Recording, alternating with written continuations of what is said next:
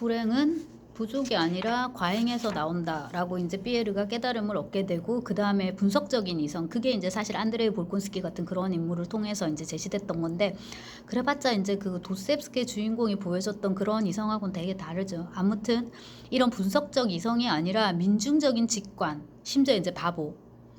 그러니까 얘들은 되게 바보를 이렇게 신비화하는 경향이 있는데, 아무튼 이제 이런 직관의 힘, 그런 거를 이제 피에르가 이제 깨닫게 되는 거죠. 근데 대단한 아이러니는 뭐냐면, 불행은 부족이 아니라 과잉에서 나온다 라고 깨달았잖아요, 피에르가. 그 이후에 피에르의 삶이 너무나도 과잉인 거야. 자기가 사랑했던 예쁜 아가씨랑 결혼도 해, 애도 많이 나, 재산은 점점 더 불어나, 계속 행복해. 그 다음에 이제 어디 가나 다 환영받아요. 이제 백작이고, 그 다음에 이제 재산도 많고 이러니까는. 그래서 그게 이제 되게 재밌는 대목 중에 이제 하나고요. 고 이제 결혼하는 이제 요걸 이제 조금 보면은 요거 되게 좋죠, 이 대목이.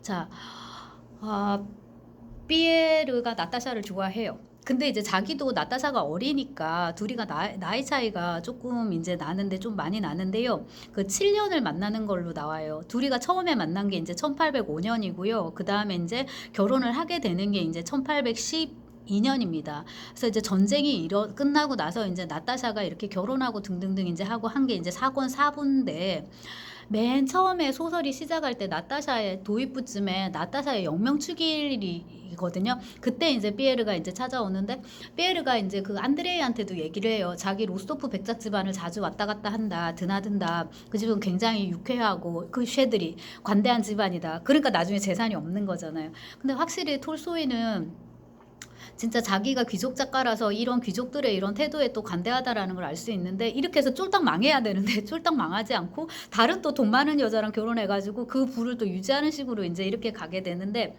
이렇게 이제 니콜라이 로스토프도 관대하고 피에르도 그런 성격이잖아요. 그래서 이제 피에르가 이제 나타샤 집에 오는데, 그때 그 나타샤가 노란 원피스 입고 있거든요. 노란 원피스를 입고 혹은 드레스를 입고 막 뛰어나오면서 피에르 하는 장면이 있어요. 근데 그게 어느 영화 버전에서나 다 너무 이제 예쁘게 이렇게 이제 촬영이 되는데, 특히나 그 지금 제가 떠오르는 거는 그 헐리우드 버전인데, 사실은 그 오드리 헵번이 너무 키도 크고 좀 그런 이미지가 지적이고 조금 그런 이미지도 있고 이래서 나타샤한테 그렇게 잘 맞지는 않아요. 나이도 조금 많고. 근데 거기서도 똑같이 노란 원피스를 입고 막 뛰어나오면서 피에르 막 이러는데, 이제 아저씨 느낌이 나요. 나이 많은 오빠나 삼촌을 어린 조카가 따르는 것 같은 그런 느낌이고, 러시아판 이제 전쟁과 평화에서 배우가 되게 이쁜데, 나탈리아 사벨리아레반가 뭐 그런데, 영화는 그건 오랜 시간에 걸쳐서 찍어가지고 피에르하고 뛰어나올 때 나타샤는 진짜 소녀예요. 그리고 나중에 이제 시집 가는 그 무렵에는 진짜 시집 가도 될 만큼 애가 자라 있어요.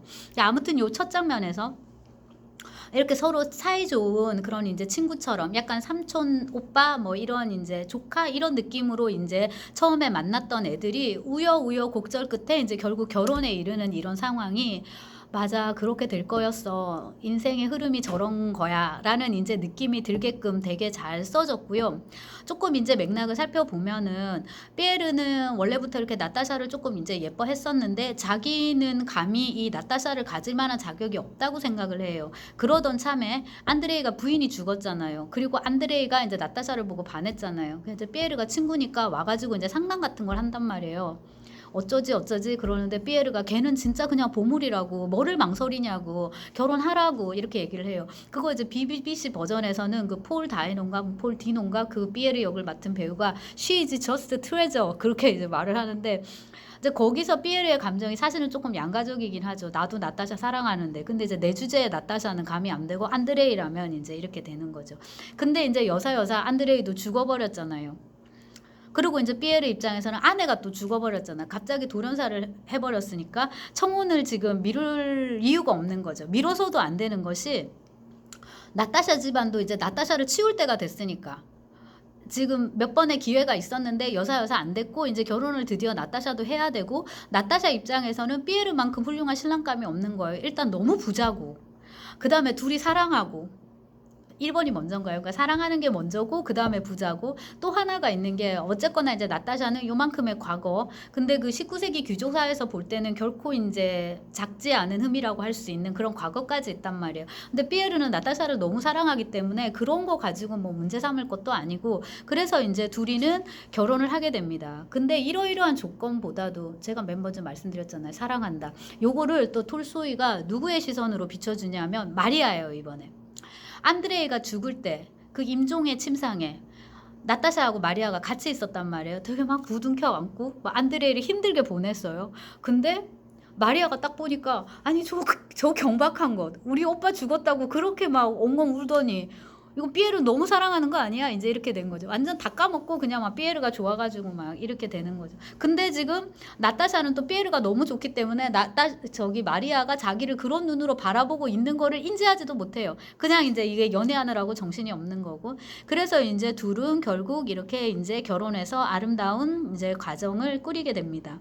근데 여기서 그 이 인물을 그리는 이제 톨스토이의 태도인데 나타샤의 이런 태도를 뭐 경박하다거나 지주가 없다거나 이런 걸로 보지 않아요. 오히려 과거에 그랬음 일종의 또 원한인 거죠. 내가 옛날에 이랬는데 내가 뭐 옛날에 안드레이를 사랑했는데 다른 남자랑 이렇게 해가지고 행복하게 살 수 없어 뭐 이런 식의 과거의 원한 그런 거를 인물들이 갖지 않아요. 특히 나타샤는 그런데 그게 오히려 이제 삶의 증거인 것처럼 이렇게 묘사를 합니다. 그래서 이제 결과적으로 피에르에 초점을 맞추면 아이도 이렇고 너무 잘났고 자기 아버지 끼릴 백작보다도 더 넘치는 삶을 살고 있다는 거 이게 진짜 아이러니이고 끼릴 백작은 좀 불행했을 것 같아요. 그렇게 사생아도 많고 그 다음에 이제 죽어갈 때 보면은 다 재산만 뜯어가려고 막 이렇게 하고 있고 그나마 이제 피에르 혼자만 그나마 이제 아버지의 죽음을 슬퍼하는 것 같은데 그에 비해서 피에르는 아내와 서로 사랑하고 또 자기 자식도 이렇게 사생아로 낳지 않고 정부인이 그러니까 정실이죠. 이 나타샤하고만 지금 현재는 있으니까 더 이제 아버지보다 넘치는 이제 삶을 살고 있다. 그래서 소설의 에필로그를 보시면 요게 1820년입니다. 1820년 이제 12월 5일인데요. 이미 벌써 결혼을 언제 했냐? 결혼을 12년에 하면 안 되는데 제가 요건 이제 전쟁이 이때 일어났다는 거고요. 이제 20년인데 지금 그 시간이 이제 꽤 많이 지난 거잖아요. 여기서 이제 그 로스토프 마리아 부부가 이제 여기 이제 살고 있고 여기 백작 부인하고 소냐도 이제 같이 산다고 말씀을 드렸고 여기에 이제 나타샤가 와 있어요. 그러니까 나타샤 입장에서는 오빠하고 시누이 집에 이제 와 있는 거죠. 나타샤가 여기 와 있는데 워낙에 다 저택이니까 이렇게 와서도 1박 2일 잠시 머물고 가는 게 아니라 이제 방도 많고 식솔도 많으니까 그냥 여기 아예 퍼질러 가지고 뭐 한 두세 달을 보내고 뭐 여름을 쭉 보내고 이런 식으로 사는 것 같더라고요. 그러고 이제 남편 피에르가 지금 페테르부르크로 출장을 갔어요. 그러고 이제 피에르가 이렇게 돌아오는데 요것도 이제 영화나 이런 데서 되게 이제 잘 묘사를 해놨죠. 진짜 가정의 행복을 다룬 소설. 그 안나 까레니나의 첫 문장대로 행복한 가정은 다 행복하지만 불행한 가정은 제각기 불행이 있다. 근데 이제 고사에 접속사도 없는데 아까 원문을 확인해 보니까 네 아무튼 이제 그런데 요게 행복한 가정. 다 비슷한 풍경을 보여주는데 어떤 의미에서 우리 모두가 이게 꿈꾸는 삶이기 때문에 이 부분도 이제 되게 아름답게 이제 묘사가 돼요. 남편이 오니까 막 나타샤가 막 반가워하면서 막 달려가서 막 이렇게 이제 서로 포옹하고 하는 이런 장면이거든요. 그래서 요걸 이제 전체적으로 요 마지막에 평화의 요 장면을 보여주는 걸로 이제 소설이 끝나는데 결과적으로 전쟁과 평화에서 중요한 부분은 전쟁이 아니라 평화다. 이 평화가 유지되는 거, 평화의 안주인은 누구냐라고 물으면은 결국 나타샤 로스토바인 거예요. 그리고 이 소설을 나타샤의 관점에서 읽으면은 이거는 이제 한 소녀가 처녀가 되어서 여사 우여곡절 끝에 아줌마가 되는 과정. 결혼도 해야 되고요. 아줌마라는 말에 많은 게 포함되어 있어요. 결혼도 해야 되고 애도 낳아야 되고 그 다음에 이제 얘는 귀부인인데 부잣집에 또 시집도 갔어야 하고 뭐 이런 것들 여러 가지 이제 조건이 필요한데 그 과정을 이제 그린 소설이다라고 볼 수 있을 것 같고 그래서 이제 전쟁과 평화의 마지막 부분은 나타샤입니다.